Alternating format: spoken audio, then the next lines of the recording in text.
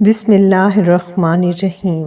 شروع اللہ کے نام سے جو نہایت مہربان اور رحم کرنے والا ہے۔ میرا نام کوثر ہے۔ پہلے پہل تو میں ایک خوش مزاج اور دلکش لڑکی ہوا کرتی تھی، لیکن پھر میں نے اپنی زندگی میں کچھ ایسی غلطیاں کی تھی جس نے میری زندگی کو ہمیشہ ہمیشہ کے لیے برباد کر دیا۔ میرا شوہر بہت زیادہ ڈرپوک اور بزدل قسم کا انسان تھا۔ میں اپنے گھر کا خرچہ خود چلایا کرتی تھی، چنانچہ میں ایک بیوٹیشین تھی، یعنی برائڈل کو تیار کرنا میرا کام تھا۔ ان دنوں میں رکشے میں سفر کیا کرتی تھی۔ رکشے میں سفر کرنے کے دوران میری ملاقات ایک دن کاشف نامی لڑکے سے ہوئی۔ کاشف بہت ہی زیادہ خوبصورت لڑکا تھا۔ میں پہلی بار ہی اس کی محبت میں گرفتار ہو چکی تھی۔ وہ مجھے کہتا تھا کہ جب بھی شادی کرے گا صرف اور صرف مجھ سے ہی کرے گا۔ پہلی بار میں ہی وہ میری محبت میں گرفتار ہو چکا تھا۔ وہ اس شہر کے امیر کبیر آدمی کا بیٹا تھا۔ کاشف نے مجھے اپنے بارے میں بہت کچھ بتایا تھا کہ اس کی ماں اس کی شادی کسی اچھے گھرانے میں کرنا چاہتی ہے، اس لیے اگر وہ میرے بارے میں بتائے گا تو اس کی ماں کافی حد تک برا مان جائے گی اور ہو سکتا ہے کہ اس کی ماں اس شادی سے انکار کر دے کیونکہ وہ پسند کی شادی کے خلاف ہے۔ پھر کاشف مجھ سے کہنے لگا کہ میں اپنی ماں کو کافی حد تک منا لوں گا، لیکن میری ماں تم سے بہت زیادہ سوالات کریں گی۔ مجھے یہی لگتا تھا کہ شاید کاشف کی امی مجھ سے کھانا بنانے کے بارے میں پوچھیں گی، لیکن انہوں نے آتے ہی بہت عجیب قسم کی حرکت میرے ساتھ کی۔ جیسے ہی وہ مجھے دیکھنے کے لیے آئی، پہلی بات تو وہ اکیلی نہیں آئی تھی بلکہ اس کے ساتھ بہت زیادہ رشتہ دار اور اس کی سہیلیاں بھی ان کے ساتھ شامل تھی۔ مجھے یہ سوچ کر بہت زیادہ شرمندگی ہو رہی تھی کہ مجھے دکھاوے کے لیے پیش کیا جا رہا ہے، لیکن میرے گھر والوں نے کہا کوئی بات نہیں، ایسا ہی ہوتا ہے، یہ تو معاشرے کا حصہ ہے۔ کبھی مجھ سے کہا جاتا چل کر دکھاؤ تو کبھی مجھے کہتے کہ بیٹھ کر دکھاؤ، جیسے میں ان کے لیے کوئی اسٹیچو بنی ہوئی ہوں۔ انہوں نے تو مجھے کھلونا سمجھ لیا۔ خیر، میں نے بھی ان باتوں پر سمجھوتا کر لیا تھا۔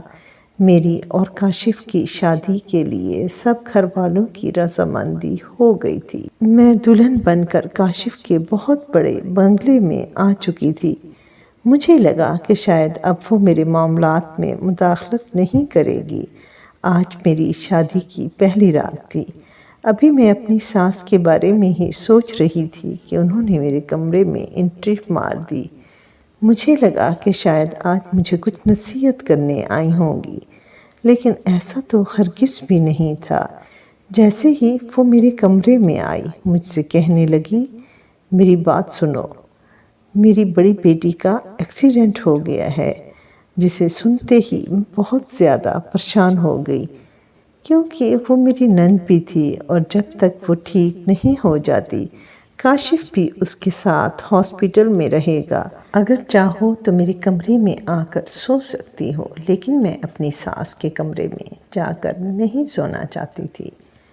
وہ مجھے زبردستی اٹھا کر اپنے کمرے میں لے گئی اور اندر بند کر کے چلی گئی۔ آخر وہ میرے ساتھ ہی سب کچھ کیوں کر رہی تھی، مجھے بالکل سمجھ نہیں آ رہا تھا۔ میں تو اپنا فون تک اپنے کمرے میں بھول آئی تھی۔ اگر فون پاس ہوتا تو چلو کاشف کو ہی بتا دیتی کہ ان کی ماں پہلے ہی دن میرے ساتھ کیسا سلوک کر رہی ہے۔ میرے نہ جانے کب آنکھ لگی، ایک دن میں نے اپنی ساس کو کسی سے فون پر باتیں کرتے ہوئے سنا، یہ لڑکی تو ہمیں بالکل بھی پسند نہیں ہے۔ کاشف کے کہنے پر زبردستی ہم نے اس کو اپنی بہو بنا لیا ہے۔ یہ تو صرف اور صرف کاشف کی پسند ہے، اس کی وجہ سے ہمیں اس کی شادی کرنی پڑی۔ اگلے دن جیسے ہی میں سونے کے لیے کمرے میں گئی، رات کو میرے سر اور جسم میں شدید درد محسوس ہوا۔ میرے جسم میں عجیب قسم کا درد ہو رہا تھا جو مجھ سے ناقابل برداشت تھا، مجھ سے بالکل بھی برداشت نہیں ہو رہا تھا۔ میں نے اپنی ساس کو جگا دیا اور اسے کہا کہ پلیز کاشف کو بلا دیں، میری طبیعت بہت زیادہ خراب ہو رہی ہے۔ لیکن میری ساس نے زبردستی دوائی دے دی اور کہنے لگے اسے کھاؤ گی تو تمہارا درد ٹھیک ہو جائے گا۔ میری ساس آدھی رات کو جگا کر مجھے دودھ کا گلاس دے دیا کرتی تھی، جسے پلا کر وہ خود تو سو جاتی تھی۔ آج بھی انہوں نے ایسا ہی کیا تھا۔ نہ جانے اس دودھ میں ایسی کیا چیز تھی، دودھ پیتے ہی مجھے بہت زیادہ نیند آنے لگتی تھی۔ اگلے دن میری ساس مجھے کہنے لگی کہ آج میں نے تمہیں ہسپتال لے کر جانا ہے، وہاں پر کاشف سے مل لینا اور اپنی نند کا حال بھی پوچھ لینا۔ میں آج بہت زیادہ خوش تھی کیونکہ شادی کے بعد آج پہلی مرتبہ میں نے اپنے شوہر سے ملنا تھا۔ میں جلدی سے تیار ہونے لگی۔ جیسے ہی میں کاشف کو ہاسپٹل میں جا کر دیکھنے لگی، میرے جسم میں جان آ گئی۔ مجھے ان سے بہت ساری باتیں کرنی تھی، لیکن جیسے ہی میں نے ان کی بہن کو دیکھا تو میں کچھ کہہ نہ پائی۔ میں بھی کاشف سے سب کچھ کہنا چاہ رہی تھی کہ اچانک مجھے چکر آنے لگے اور میں بے ہوش ہو کر گر پڑی۔ جیسے ہی مجھے ہوش آیا، میں اپنے کمرے میں بیڈ پر لیٹی ہوئی تھی اور سب لوگ مجھے بہت ہی عجیب نظروں سے دیکھ رہے تھے۔ میں نے کاشف سے پوچھا مجھے کیا ہوا تھا۔ کاشف نے کچھ رپورٹس نکالی اور میرے اوپر پھینک دی اور کہنے لگا یہ دیکھو، یہ ہیں تمہاری رپورٹس اور مجھے بتاؤ کہ تم کس کے بچے کی ماں بننے والی ہو۔ کاشف کے منہ سے ایسے الفاظ سن کر میری سانس بند رہ گئی۔ میری ساس نے شور مچانا شروع کر دیا، آخر ہم برباد ہو گئے، ہم لٹ گئے۔ میں نے سوچا بھی تو سب کچھ ٹھیک تھا، میں اتنی جلدی کیسے ماں بن سکتی تھی؟ میرا دماغ پوری طرح سن ہو چکا تھا۔ آج میری شادی کو 14 دن تھے۔ میری ساس اپنے بیٹے کو کہنے لگی تم ابھی اور اسی وقت اس لڑکی کو طلاق دے دو، ہم نے اس کا ہر طرح سے خیال رکھا اور اس نے ہمیں دھوکہ دیا ہے۔ میں نے دیکھا یہ ساری رات پتہ نہیں کس لڑکے سے بات کرتی تھی۔ میری ساس پتہ نہیں میرے بارے میں اپنے بیٹے کو کیا کہے جا رہی تھی اور میرے پاس کچھ ثبوت بھی نہیں تھے۔ جیسے ہی میری ساس نے یہ کہا میرے رونگٹے کھڑے ہو گئے اور جب انہوں نے کوئی ثبوت پیش کیا تو میں ان کے کمرے میں لیٹی ہوئی تھی، ساتھ ہی کوئی اور بھی لیٹا تھا، یعنی میری ساس مجھے مکمل طور پر بے ہوش کر دیا کرتی تھی اور میری ساس مجھے اپنے شوہر کی نظروں سے گرانا چاہتی تھی۔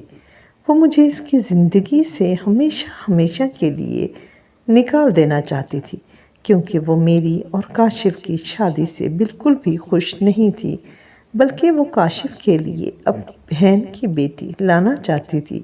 میں نے کاشف کو اپنی بے گناہی کا بہت زیادہ ثبوت دینے کی کوشش کی، پھر نہ جانے میری ساس نے میرے شوہر کے کانوں میں ایسا کیا کہا کہ میرا شوہر رونے لگ گیا اور اس نے وہیں کھڑے کھڑے مجھے طلاق دے دی۔ میں بے ہوش ہونے ہی والی تھی، لیکن میں نے بہت مشکل سے خود کو سنبھالا۔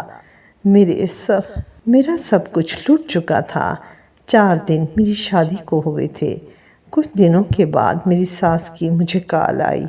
وہ کہنے لگی تم مجھ سے میرے بیٹے کو چھیننا چاہتی تھی، دیکھو میں نے تمہارا گھر برباد کر دیا۔ میں نے جلدی سے ریکارڈنگ کر لی اور میں تمہیں بیاہ کر نہیں لانا چاہتی تھی اور وہ رپورٹس بھی جھوٹی تھی، تم ماں نہیں بننے والی تھی۔ میں نے یہ سب کچھ پیسے دے کر کروایا تھا۔ ادھر میں نے ریکارڈنگ آن کر رکھی تھی تاکہ اپنی ساس کی باتیں ریکارڈ کر سکوں۔ میں نے عہد کر لیا اگر زندگی میں کسی سے بھی شادی کی تو بہت اچھے انسان سے شادی کروں گی، اور پھر میں نے وہ ریکارڈنگ اس کے بیٹے کے پاس بھیج دی۔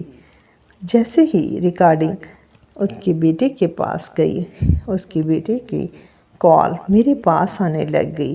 کاشف کی بار بار کال میں ڈراپ کر رہی تھی۔ کاشف بار بار مجھ سے معافی مانگ رہا تھا، لیکن اب معافی کا وقت نکل چکا تھا۔ اب سب کچھ ختم ہو گیا تھا۔ محبت کا رشتہ تو اعتبار پر قائم ہوتا ہے۔ کاشف نے میرا اعتبار توڑا، مجھ پر شک کیا، میرے کردار پر شک کیا۔ اب کچھ باقی نہیں رہا تھا۔ اب میں اپنی زندگی اکیلی گزار رہی تھی، ہاں، ایک ایسے انسان کی امید میں جو صرف اور صرف مجھے چاہے اور میری پاکیزگی پر اعتبار کرے۔